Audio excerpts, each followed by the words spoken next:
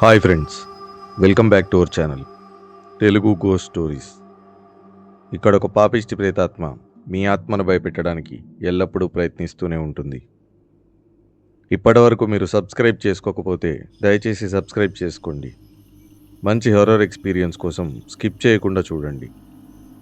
Friends, కొత్తగా నా channel చూస్తున్న వాళ్ళు మంచి ఎక్స్పీరియన్స్ కోసం అర్ధరాత్రి అడవి మధ్యలో పార్ట్ 1 ఫస్ట్ వీడియో కూడా చూడాల్సిందిగా ఒక ప్రేతాత్మగా మిమ్మల్ని ప్రాధేయపడుతున్నాను. ఇక స్టోరీలోకి వెళ్తే, తిమ్మాపురం అనే గ్రామం అడవి మధ్యలో ఉంటుంది. ఆ రోజు అదృష్టంగా ప్రాణాలు దక్కించుకున్న శ్రీను బయటకు వెళ్తూ ఉండగా తనకు ఎదురుగా ఒక కార్ తిమ్మాపురం వైపు వస్తూ ఉంది. అది చూసిన శ్రీను ఆ కారుని ఆపుతాడు. అన్నా, నాకు జర సాయం చేయండి అన్నా, ప్లీజ్ అన్నా అని అంటాడు. అతన్ని చూసిన వాళ్ళు కారులో నుంచి కిందకి దిగి శ్రీనుకు కొన్ని వాటర్ ఇచ్చి ఏమైంది అని అడుగుతారు. అప్పుడు శ్రీను, అన్నా అన్నా ఒకడు వచ్చి వద్దన్న వినకుండా తిమ్మాపురం పోవాలన్న ఆటో ఎక్కిండన్నా. పైసలక్క గుర్తుపడి సరి అని వచ్చినన్నా. ఆడ లోపల అడవి మధ్యలో ఆ దయ్యాలు వాడిని చంపేసినాయన్నా అని ఏడుస్తాడు. అది విన్న కారులో ఉన్న వాళ్ళు, ఏంది భయ్యా, ఈ కాలంలో కూడా ఇవన్నీ నమ్ముతారా? ఏం కాదులే, జాగ్రత్త, ఇంటికి పో, సరేనా అంటారు. అప్పుడు శ్రీను, మీరు ఎటు పోతున్నారు అని అడిగితే తిమ్మాపురానికి అని వాళ్ళు చెప్పగానే, వద్దనా అడిదికి పోకురానా, దయ్యాలనే అన్నాడా అని అంటాడు.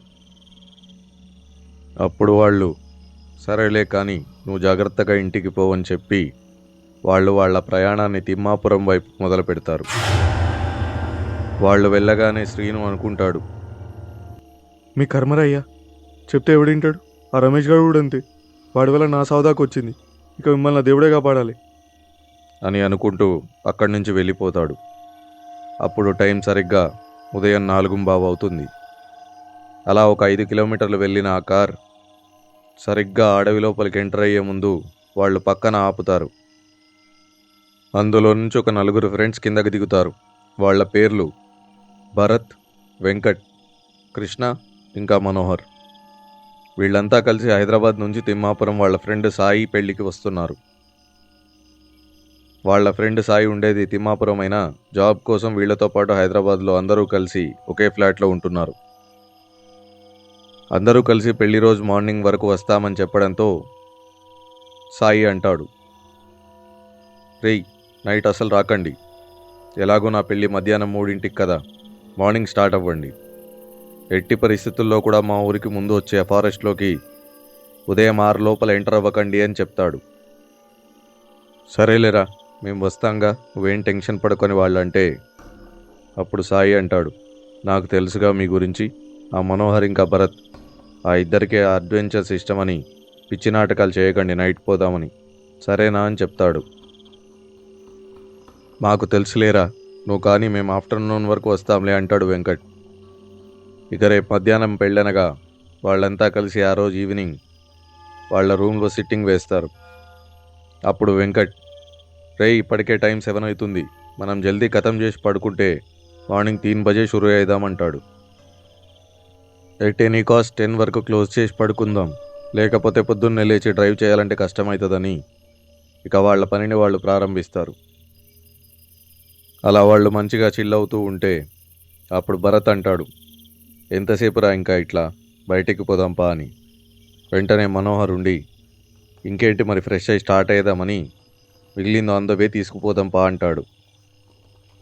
అప్పుడు వెంకట్, రేయ్, కథలు పడకండి, మీకు ఆల్రెడీ చెప్పిన, ఇప్పటికే 10 అయింది, ఇక క్లోజ్ చేసి పడుకుందాం, అట్లీస్ట్ ఒక 5 hours అన్న స్లీప్ ఉంటుంది అని అంటాడు. వెంటనే మనోహర్, నువ్వు పడుకోరా బాబు, ఎందుకు షో చేస్తున్నావు, నువ్వు కాకపోతే మేము డ్రైవ్ చేస్తాం, పదా, రెడీ అవ్వని అంటాడు. ఇక చేసేది ఏం లేక అందరూ రెడీ అయ్యి రాత్రి 10:30కి స్టార్ట్ అవుతారు. అలా ఎంజాయ్ చేస్తూ తిమ్మాపురానికి వెళ్ళే దారిలో ముందు వచ్చే అడవిలోకి ఎంటర్ అవుతారు. అప్పుడు శ్రీను వాళ్ళకి ఎదురుపడి జరిగిందంతా చెప్తాడు. అవన్నీ వాళ్ళు ఏమీ పట్టించుకోరు. అలా ఎంటర్ అయ్యే ముందు కారు ఆపి అక్కడ దిగి చుట్టూ చూస్తూ వెంకట్ అంటాడు, అరే సాయి కూడా చెప్పాడు 6 లోపల ఫారెస్ట్లోకి ఎంటర్ అవ్వద్దు అని.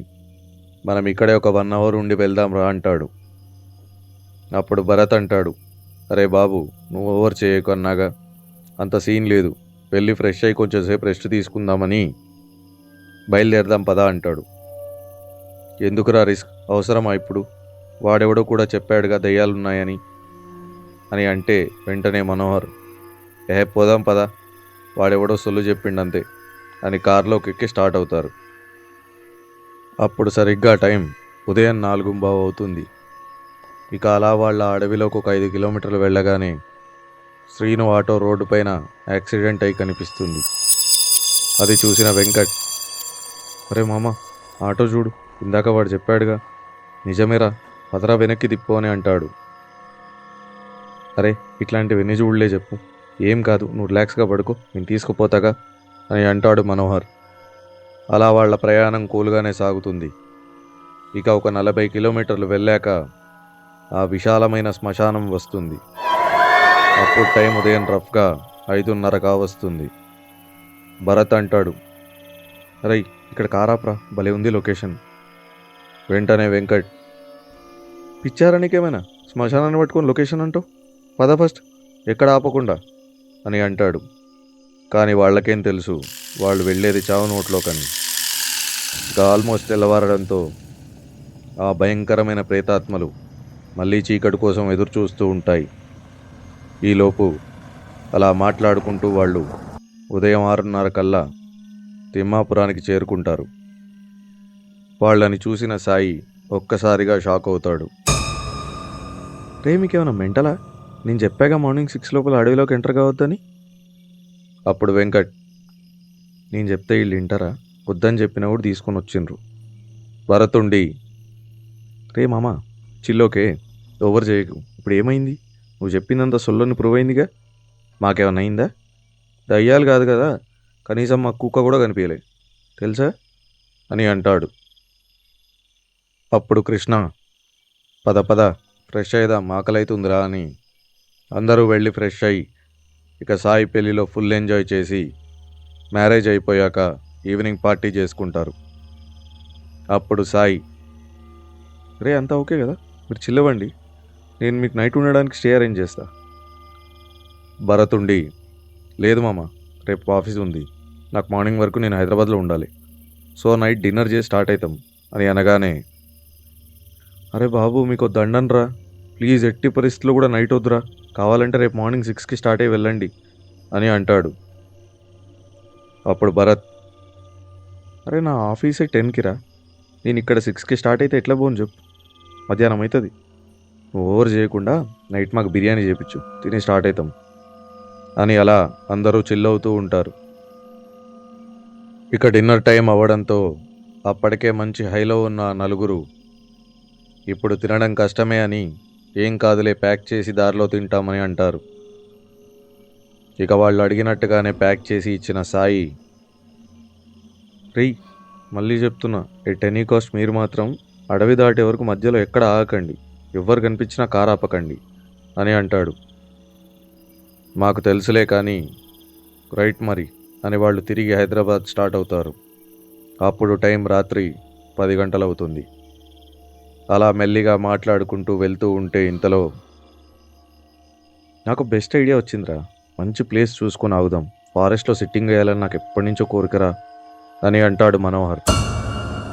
వెంకటుండి, అరే వద్దురా ప్లీజ్ రా, సాయి అంతగానని చెప్పిండ్రా, చెప్పినాక కూడా ఇట్లా చేయొద్దురా మనం అని అంటాడు.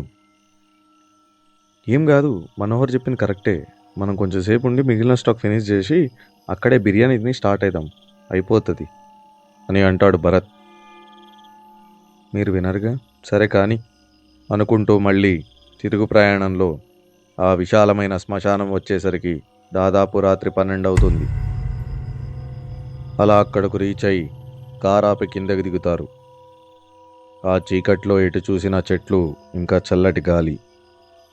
కానీ దానితో పాటే దూరంగా ఏవో జంతువుల ఏడుపులు కూడా వినిపిస్తూ ఉంటాయి. ఇక వాళ్ళు అలా తాగుతూ ఉంటే భరత్ ఉండి, రై నాకు కడుపులో కొంచెం బాలేరా, ఆ వాటర్ బాటిల్ ఇవ్వు అని అలా పక్కకు వెళ్తాడు. వెంకట్ ఉండి ఈలోపు నేను తినేస్తా అని చెప్పి బిర్యానీ తింటూ ఉంటే మనోహర్కి తన గర్ల్ ఫ్రెండ్ నుండి కాల్ వస్తుంది. అలా మాట్లాడుకుంటూ అటు ఇటు తిరుగుతూ ఉంటాడు.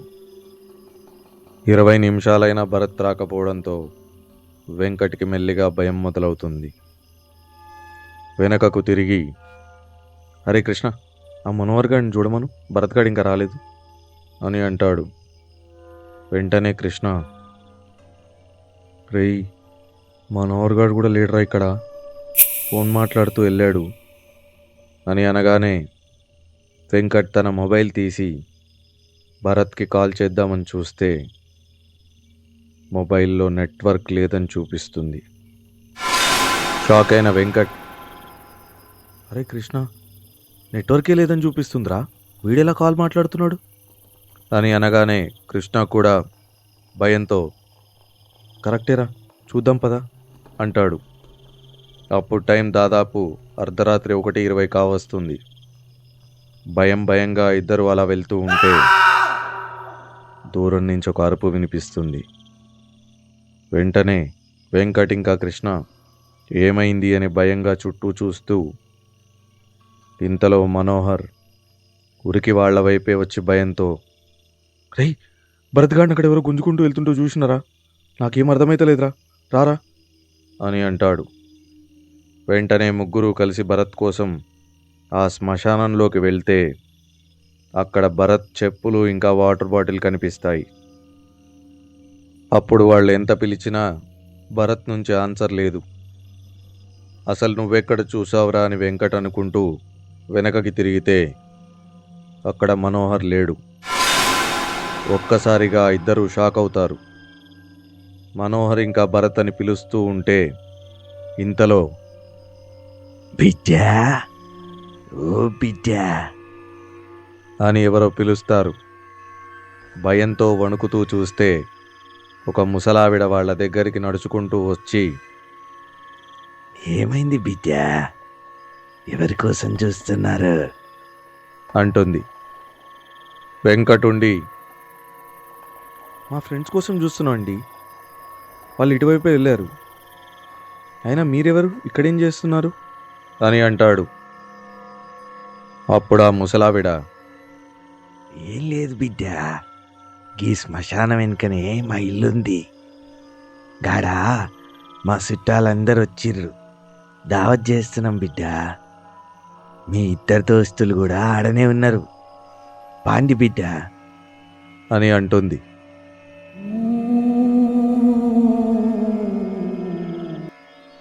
ఈ అడవిలో మీ ఇల్లా, అయినా మా వాళ్ళు ఎందుకు వచ్చారటు, నాకేదో తేడాగా అనిపిస్తుంది, రై పద ఫస్ట్ కార్లో వెయిట్ చేద్దాం అని వెంకట్ అనగానే, అయ్యా ఎందుకు బిడ్డ గట్ల భయపడుతుండ్రు, నాతో రారి మీరు కూడా, ఇంత ముద్ద తినిపోదురు అని అంటుంది.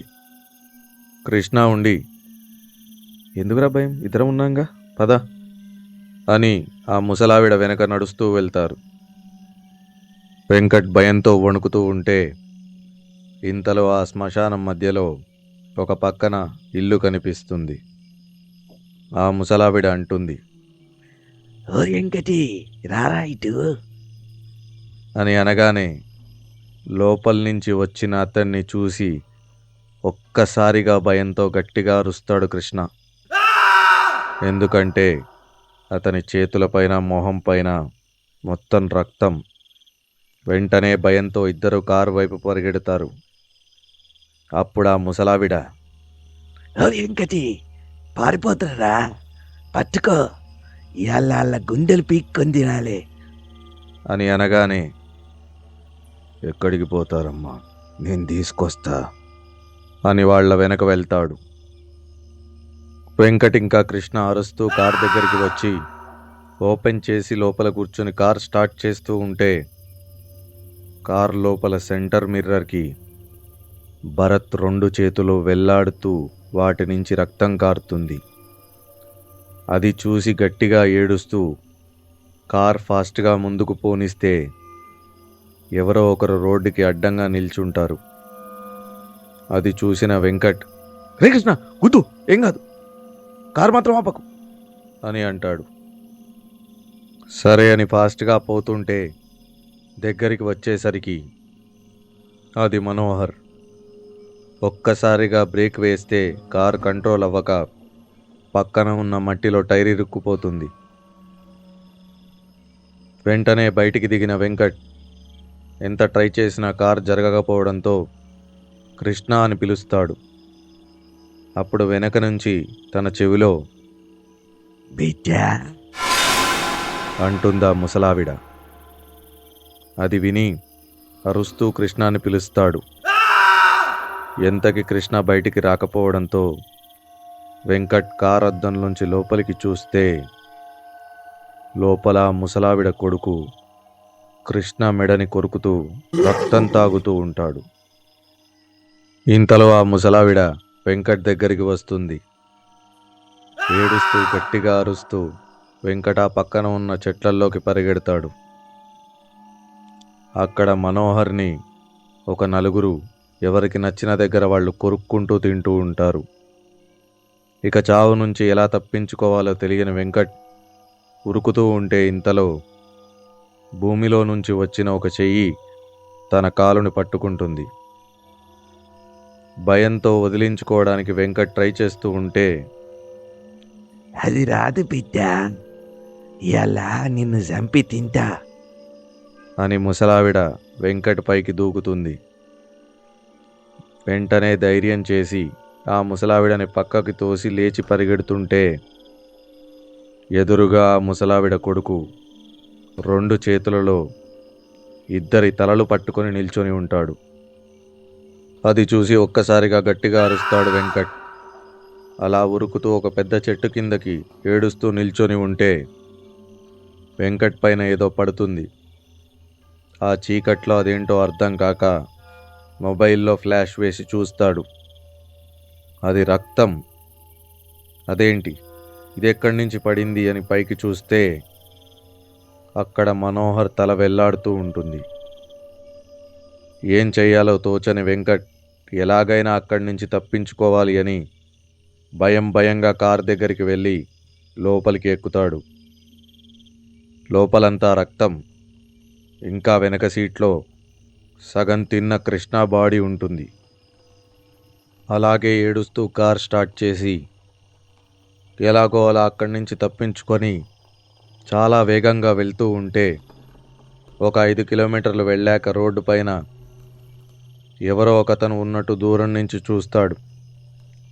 ఏదైతే అది కానీ అని దగ్గరికి వెళ్తే అది మనోహర్. ఒక్కసారిగా ఉలిక్కిపడ్డ వెంకట్ తాను చూస్తున్నది నిజమా లేదా అని ఆలోచిస్తూ ఉంటే ఇంతలో ఎవరో కార్ డోర్ కొట్టినట్టు సౌండ్ వినిపిస్తుంది. భయంతో కార్ని వెంటనే ముందుకు పోనిస్తూ ఇంకొక 30 కిలోమీటర్లు వెళ్తే బతుకుతా అని ఆశతో ఉంటే సడన్గా వెంకట్ అక్కడ తన ముందున్న రోడ్ని చూసి భయపడతాడు. ఎందుకంటే తను అటు తిరిగి ఇటు తిరిగి మళ్ళీ ఆ విశాలమైన శ్మశానం దగ్గరికే వచ్చాడు. అది చూసి పిచ్చివాడైన వెంకట్ అసలు మళ్ళీ తను అక్కడికి ఎలా వచ్చాడో అర్థం కాక ఆలోచిస్తూ ఉంటే వెనక నుంచి తన మెడని గట్టిగా కొరుకుతాడు ఆ ముసలావిడ కొడుకు. వెంకట్ అరుస్తూ వదిలించుకొని కార్ దిగగానే వెంకట్ని వెనక నుంచి పట్టుకున్న ఆ ముసలావిడ, ఏడకపోతావు బిడ్డా, మా నుంచి ఎవరు తప్పించుకోలేరు అని చాలా వికృతంగా నవ్వుతూ ఉంటే వెంకట్ బాధతో భయంతో అరుస్తాడు. చివరికి పాపం వెంకట్ తన ప్రాణాల కోసం ఎంత అరిచినా ఆ అరుపులు అర్ధరాత్రి ఆ అడవి మధ్యలో శాశ్వతంగా కనుమరుగైపోతాయి. ఇక తెల్లారి మార్నింగ్ సాయి వీళ్ళ ఎవరికి కాల్ చేసినా కలవకపోవడంతో కంగారు పడుతూ ఉంటాడు. కానీ వాళ్ళు అక్కడే అతి దారుణంగా ఆ విశాలమైన శ్మశానంలో కలిసిపోయారని తెలియదు కదా. చూశారుగా ఫ్రెండ్స్, ఈ వీడియో మీకు నచ్చినట్టయితే లైక్, షేర్ అండ్ కామెంట్ చేయండి. ఇలాంటి మరిన్ని హారర్ వీడియోస్ కోసం తెలుగు గోస్ట్ స్టోరీస్ ఛానల్ని సబ్స్క్రైబ్ చేసుకోండి. మీరు ఇచ్చే ఈ సపోర్ట్ ఈ పాపిష్టి ప్రేతాత్మకు బలాన్ని ఇస్తుందన్న విషయాన్ని మర్చిపోకండి. Thank you.